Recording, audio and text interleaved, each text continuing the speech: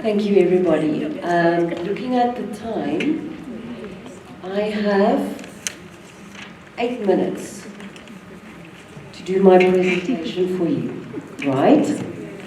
So, timing. I'm going to do this. I am talking today about integrating life coaching into education. I call it purposeful paths, and I'm going to tell you why. Because education should be purpose-driven. As a life coach myself, as an educational leader, I was an executive head for about 9 years. Before that, I was a principal. Before that, deputy principal.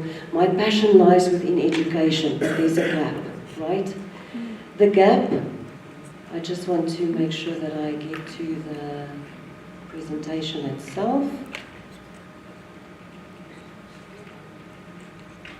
I'm going to close it very quickly, and I'm still going to stay within time, promise you.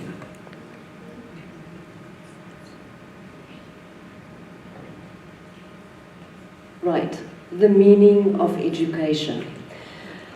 The story is, I was in high school, we were in the register class, and we had to work on a very complicated math solution that our teacher gave to us, and we had to do it the next lesson. And we were moaning and complaining, and what does math have to do with whatever we're going to be in life one day? Why do we have to do this? And our register teacher was watching us, and she, I think, wanted to get us to understand why it's important. She said, what do you want to do one day? Let me tell you why it's important. Some said firefighter, others said doctor, policeman. I said, well, I want to be a singer. And she raised her eyebrow. She said, why do you want to be a singer? I said, well, I can travel the world. I can have music all around me, and I'll never ever have to answer a math question like this ever again. So everybody laughed, right? And that stuck to me. Not that I was going to be the singer, which I clearly aren't, but the purpose, the meaning of education, right? The meaning of education is to help us discover and pursue our true calling, our purpose. That's why we are here. That's why we are in this profession. And there are so many challenges that we have to face. So I want to draw your attention. I designed this image by myself, right? Very proud of myself. It's also a cover of my new book, For Integrating Life Coaching into Education. You see a mountain, you see the tree, and you see a path. So if you think about the symbolism behind it, the mountain is our end destination. It's there for resilience, for challenges. It's for our purpose. Whenever you look at a mountain, unwavering, right? It's there. It's something to conquer. Think of yourself as the tree. The tree, your roots, belief, your values, right? Your branches and your leaves, holistic growth, where you want to go. And the path, in the setting where we are now, I want to call it the visible curriculum. Tests, timetables, exams, subjects, all of those things is the path that leads us to grow. Yeah? True. Then, what I call life coaching integration into education is the hidden curriculum. Right? Think about this. The hidden curriculum. There's always an undercurrent of values, beliefs, and attitudes being taught in school. It's there. We do it all the time, but it's not something that has actually been put into the visible realm. It's just something that we do. If we, at the end of the day, make this more visible, there are programs out there. The Leader in Me program is one. Purposeful Paths will be another one, where we take life coaching principles and we inculcate it into our schools. We make our teachers life coaches, right? We make our students life coaches. We make our educational leaders life coaches. And what can happen? We can change the world. Let's have a look. There's a visible, invisible path behind that leads to the mountain. And that's where life coaching comes in. Those resilience, self-awareness, empathy, leadership skills, active listening, continuous learning. That's what's going to get us to the mountain. That's what's going to get us there. You can have the best curriculum in the world. You can have the best structured processes, procedures in the world. If there aren't any accountability, resilience, self-awareness, you're not going to get there. It's very, very important that we bring life coaching skills back into our schools in a visible manner and not call it, at the end of the day, the hidden curriculum. Challenges today. Mental health issues on the rise. Our students, the engagement is declining. Our teachers are burned out. Our teachers are tired. Right, teachers? Yes. You're tired. Yes. You started with this fire and passion in your heart. You're going to change the world. Yes. And somewhere along the line, that fades away. Right? And that's what life coaching principles can bring back. It can bring back your fire, your passion. And I'm going to show you that it's very possible.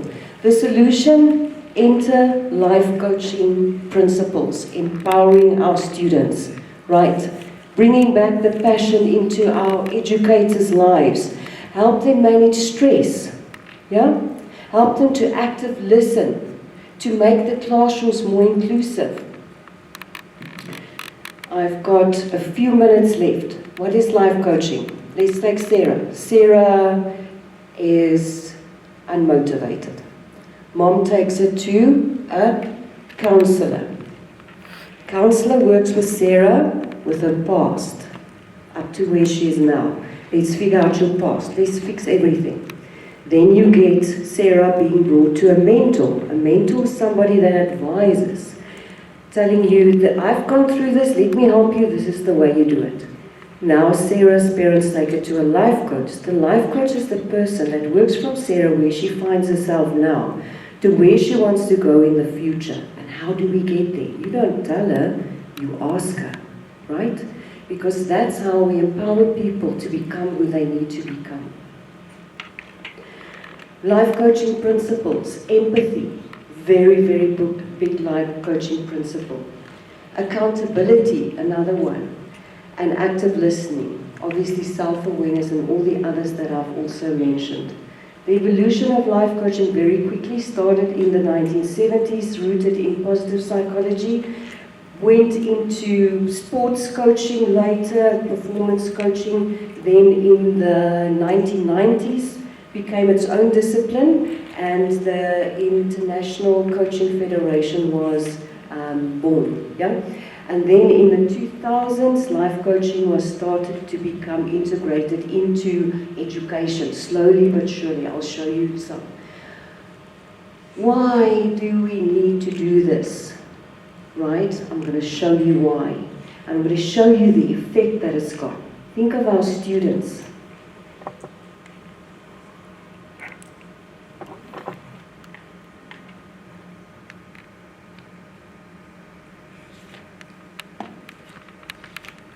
Now this will happen when I have 3 seconds left, right?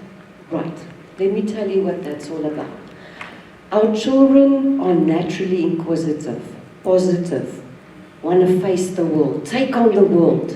Think, I'm a granny of 5, right? Every time a grandchild was born, I fell in love with the world all over again. Why? Because I see the world through the children's eyes, right? It is amazing to just see the joy in them. What happens when they become teenagers? Yeah? We should make sure that as life coaches, teachers that have life coaching skills, that we protect that flame inside of them to always burn bright, even when they're teenagers.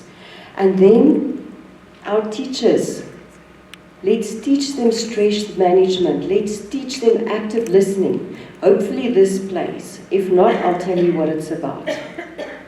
Doesn't want to. This person, the younger man with the drumsticks in his hand, was always in trouble at school, right? He was forever tapping, forever in trouble with teachers. And one day, a teacher just couldn't take it anymore. Sent him to the principal's office. Principal said, okay, Johnny, just try and sit on your hands. Maybe that will work. Went back to class, sat on his hands 5 seconds, tapping away. Mr. Jensen, the older gentleman on the right, this is a true story, yeah?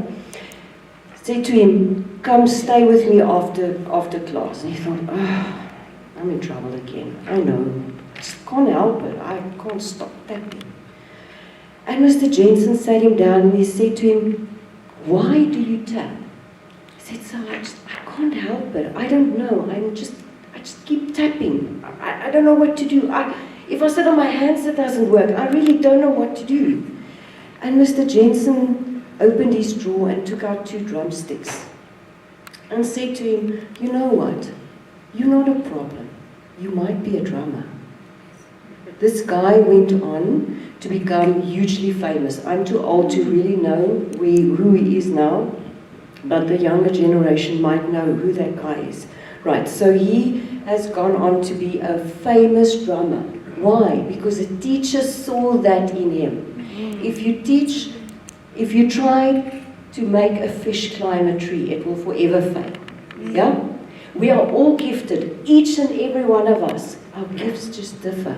And that's what we want to get and make sure that our children know when we are in the classroom. We've got the class, we've got the school building, we've got the curriculum, we've got everything. We might as well just make a big success out of all of it. All right.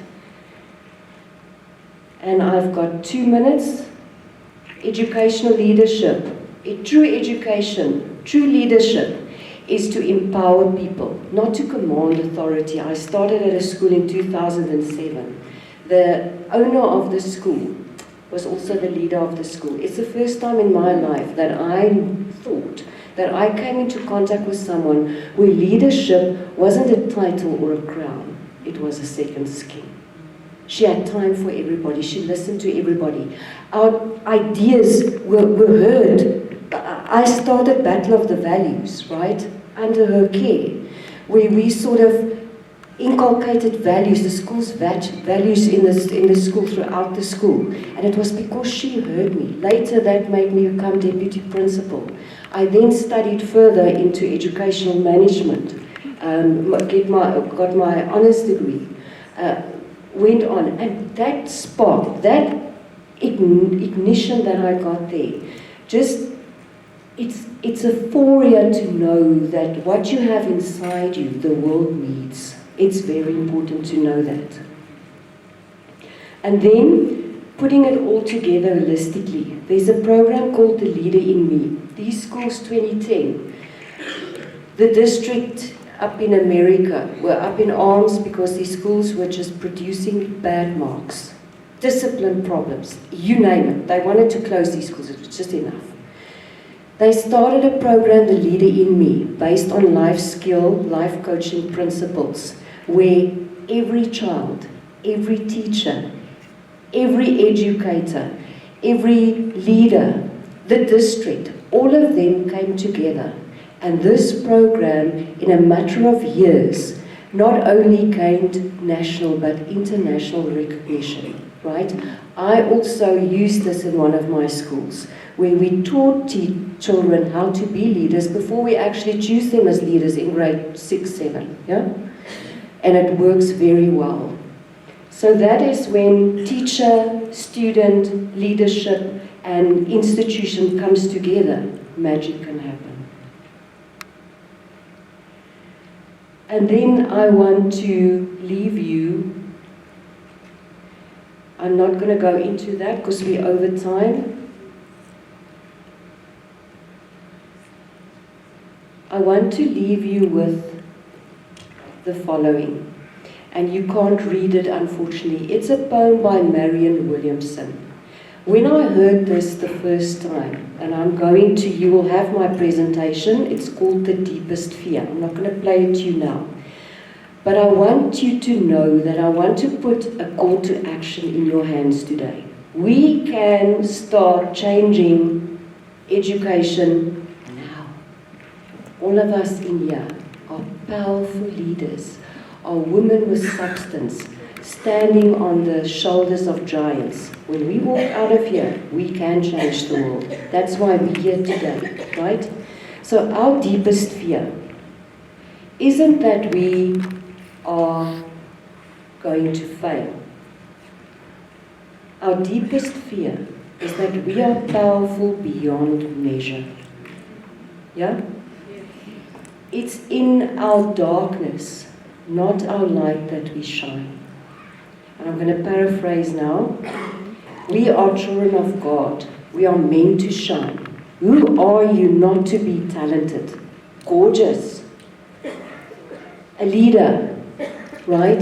The world needs your light. The world needs you, and uniquely you, to shine. Because if you shine, you give others the permission to do exactly the same. Your shrinking doesn't serve the world. It's in your greatness that others have that choice to do exactly the same. And I know that it's over time. I want to leave you with this thought, and I want you to know that the education in South Africa is bright if this is what we have out there. Thank you for your contribution. Thank you for being here today, and we'll see you tomorrow. Thank you.